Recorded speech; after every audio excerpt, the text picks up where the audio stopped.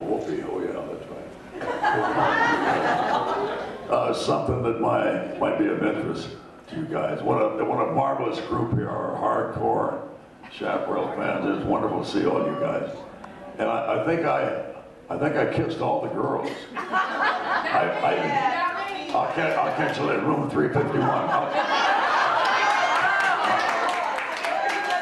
I'll make sure I get every one of you before we get out of here.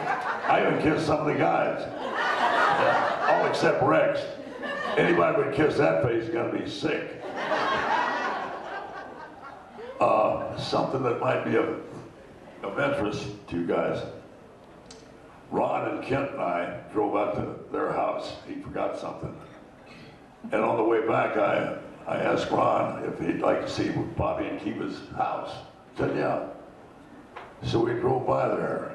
And I had been there about 5 or 6 months ago when Chris came over, Bobby's son Chris came over from Valley to help Kiva get some things straightened out. And I asked Chris what he's gonna do to the house. Kiva was in the hospital at the time. She was about 2 days away from passing out, from dying. And he said, I'll probably keep it. So I thought we'd go by there, and if he's there, we'd go in and say hello and talk and get him over here. So we stopped. Kiva's car is still in the driveway with her license plate on the back, Kiva. And there was another car there. And I went up and knocked on the door, but nobody answered. So we left. But I thought you might be interested to know that we saw the house and just brought back old memories. You know, Kiva wanted to be here so badly. There was every single day, I think I'm going to wear this. No, I think I'm going to wear this. And then I think, you know, Susan, you always wear that basic black. I think I'm going to wear the basic black and dress it up with my jewelry. But every day she was looking forward to this so much because she loved these fans. She said, I love them all. They're such wonderful people. And they've been so kind to me and to Bobby. She always called him Bobby. And, you know, I just want you to know that too, because you all meant a great deal to her. And if you didn't meet her, you should have. It's a shame that you didn't, but she was an exceptional woman, And Bob, of course, was an exceptional man. So we salute Bob and Kiva today.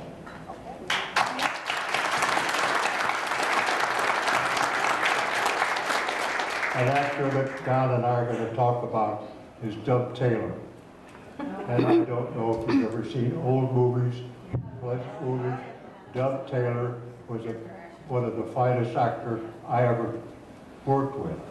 I mean, he didn't always have his dialogue correct, because he would ad-lib. I mean, he was selling rabbits to Michael Landon one day. He would do anything. And you know, Buck Taylor was going to be here, his son, but he couldn't make it at the last minute. And I'm sure he had stories about his dad, but I know Dub Taylor could do any kind of part. He could be a comic. We did a little house where he adopts 2 children and he takes care of them. You know, the 3 of them, just out of the ordinary, very calm. But he was one fine hell of an actor. And I have a lot of good fine actors. I'm not trying to put anyone down, but Don, I'm sure, has a few stories with Dub Taylor doing other commercials. Oh yeah, Dub and I did the bubblegum commercial together, and we got to know each other pretty good. I'd go over to his house for dinner sometimes, and Dub used to, he loved hunting birds with shotguns. He loved the little shotguns, the 28 gauge, the 410s. And every time we go there, he'd say, hey, I got a new gun. I want to show you my new gun. Downstairs in his basement. So you go downstairs and you start back, and Dub played the xylophone beautifully. And he had one down there. And that was in the movie with Jimmy Stewart, or what is that name of that movie, honey? Jimmy Stewart. Where they were all in the house, and it was like a boarding house. And the people wanted to take it over. Oh. Jimmy Stewart was the lead, but Doug Taylor was there playing the xylophone all the time.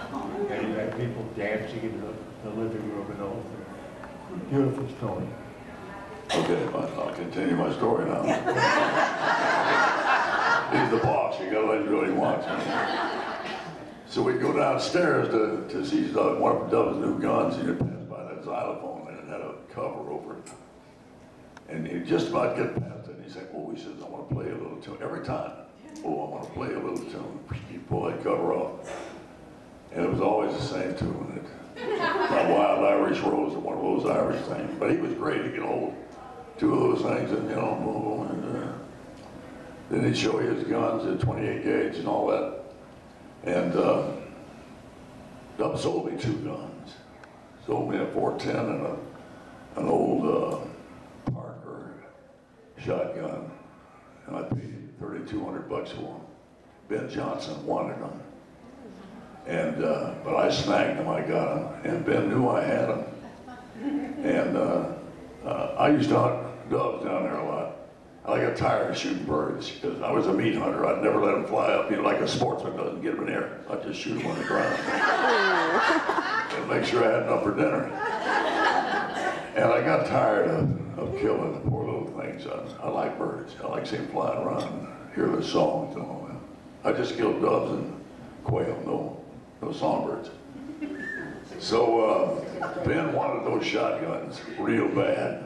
And finally I said, Ben, I called him up and said, Ben, I'm gonna sell you those shotguns. He said, how much you gonna make you, crook? I said, no, I'm gonna sell them to you for the same price that Dub charged me, $3,200. Sent me a check, I sent him the guns. 3 weeks later, Ben died. Never got a chance to use them. And so I went up to the funeral up in Phoenix. Dobie Carey did the eulogy, did a beautiful job, beautiful job. Of course, I was there to find out about those shotguns.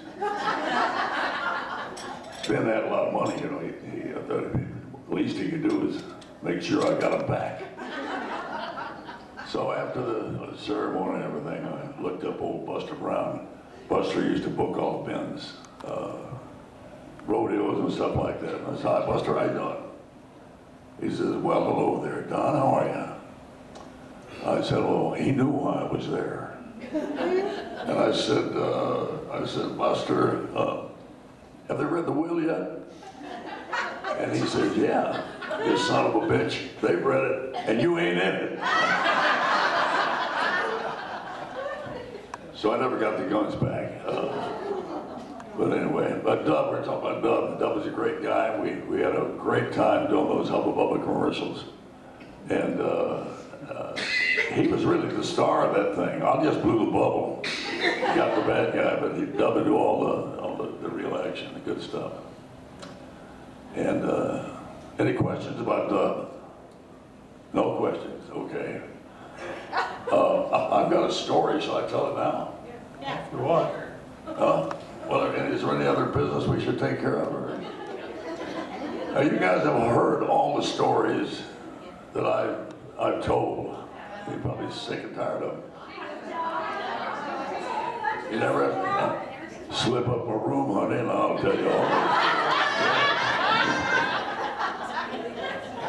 There's one story I think you might be interested in. It's not hilariously funny, but it's kind of interesting. John Wayne and Henry Hathaway. Henry Hathaway was an old director, directed a lot of stuff. John Wayne and Henry Hathaway always called me Collins. And the reason for that was one time on our 3 months off from Chaparral, Chuck Hayward, one of the stunt guys, came to me and said, what are you doing on the layout? I said, I ain't doing nothing. I didn't pick up a job or nothing. He says, well, I'm going on a show called, what the hell was it called? The one I did with me and Bobby were on it. Five Truck Stud, that's it. Chuck says, thanks. It ain't what it used to be. And so I said, he said, I'm going on 5 Car Stud. He said, how about going down? I said, yeah, I'd love to. he said, well, come on with me. He said, I'm gaffing all the stunts for Henry, and I'll take you over and introduce you to him, and maybe he'll put you on. So I'd heard about Henry Hathaway, how mean he was, and how, you know, I'm going, oh my God, I don't want to meet the man. Can't you do it, Chuck? No, you got to go talk to him. So we went up to the third floor there on Paramount Studios, and we got to his office, and the door was open, looked in, and he's sitting back there, and he chews on a cigar, and he got that look on him. He goes, Chuck, is that you? Chuck says, hi, Henry. And he says, come on back here. So we went back there, and he said, what do you want? And Chuck says, well, I want to introduce Don Collier. He's an actor. And he said, oh, he's one of those, huh? And he said, yeah, he's an actor. He says, I thought maybe that you'd put him on the show. Oh, God almighty. He said, I got more goddamned actors I know what to do with. He said, I don't need another one. He said, what's your name? And I said, my name's Collier. He said, Collins, huh?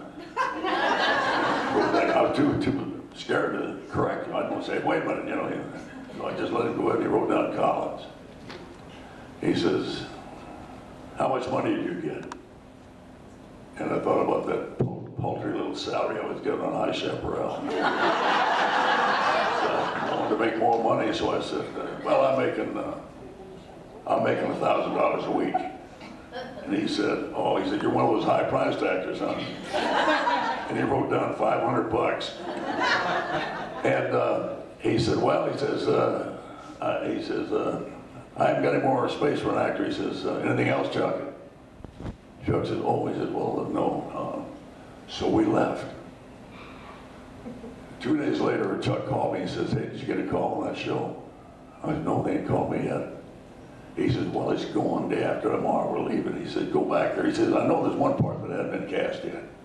He said, go back up there and see Henry and tell him you want that part. I said, geez, I can't do that, for God's sake. You saw how tough he was. No, he said, go up there. What do you got to lose? You haven't got the job, have you? I said, well, no, I haven't got the job. He said, go on up there. So I went, I'll bite the bullet, go up there. So I went up there. And I peeked in the door like that. He's back there with that cigar. He says, Collins? I said, yeah, Miss Hathaway. What the hell do you want? I said, well, I just want to, come on back here. He said. So I went back there and he says, yeah, what do you want? I said, well, I was in there the other day. I thought it'd be tough. I was in there the other day and I let you talk me down in price, and I quoted you a price that real low. I thought you'd hire me. No, I don't need another actor, and that price is just right. I said, I also happen to know that there's a part left that you haven't cast yet, and I want it. He says, oh, you know there's a part left that hasn't been cast on. He was smart ass. He says, yeah, there was a part this morning that hadn't been cast, but I cast it. You know who I cast? I said, no, I have no idea. He said, Robert Mitchum. No. The part that Chuck was talking about was the lead heavy in the damn thing. So he says, anything else? I said, no, Mr. Hathaway, that's all. Goodbye. And I got the hell out of there quick. Well, later on that afternoon, Grace Lyons, my wonderful agent, called me. And she'd never got me a job all the time I was with her. She called me. She says, I've got some good news, Don. And I said, what is it, Grace? She says, I got you a job. I said, you did? Good. What is it? She said, I got you on 5-card stud. I said, really? How much? She said, I got you $2,000 a week and a 6-week guarantee.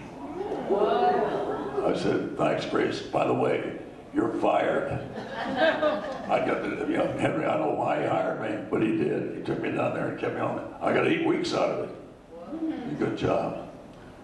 And that's my sad story.